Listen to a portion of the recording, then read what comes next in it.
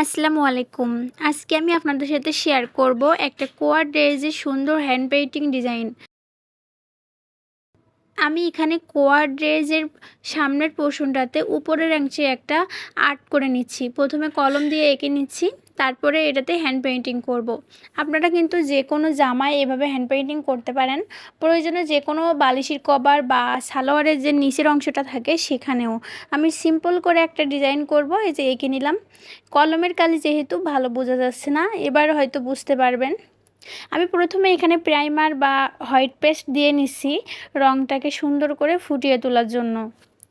White paste যদি গাঢ় কালারের কোনো কিছু রং করতে হয় তাহলেই দিতে হয়, অন্য সময় হোয়াইট পেস্ট না দিলেও চলে। হালকা কালারের উপর এমনিতে রং করলে সুন্দর ফুটে ওঠে, কিন্তু এটা যেহেতু গাঢ় কালার ছিল এজন্য প্রথমে আমি হোয়াইট পেস্ট দিয়ে নিচ্ছি। পুরো অংশ জুড়ে এখানে আমি হোয়াইট পেস্ট দিয়ে নেব।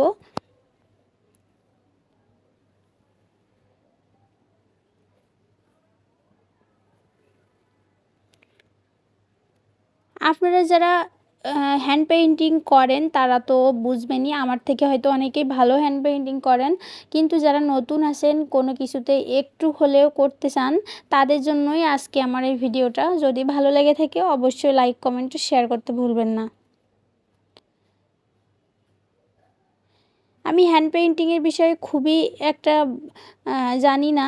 আমি কয়েকটা ড্রেসে আমার নিজের ড্রেসে করেছি, একটা শাড়িতে, পাঞ্জাবিতে, আর নিজের কয়েকটা ড্রেসে। এজন্য অতটা অভিজ্ঞতা আমার নেই। যদি ভুল ত্রুটি হয় অবশ্যই ক্ষমার দৃষ্টিতে দেখবেন। আপনারা এখানে দেখতেই পাচ্ছেন আমি হোয়াইট পেস্টের উপর যখন রঙটা বসাচ্ছি সেটা কিন্তু অনেক ফুটে উঠছে, কিন্তু যখন আমি এই কাপড়ের উপর বসাতাম তখন এতটা ফুটতো না। এই জন্য গাঢ় কালারের উপর অবশ্যই হোয়াইট পেস্ট ব্যবহার করে তারপরে রং করবেন। আমি এখানে অ্যাক্রিলিক কালার নিয়েছিলাম, আর যে হলুদ কালারটা দেখছেন এটা কিন্তু আমি তৈরি করে নিয়েছিলাম। এই যে ফাইনাল লুকটা এই আসছে। সো গাইস, আজকে এই পর্যন্ত। আল্লাহ হাফেজ।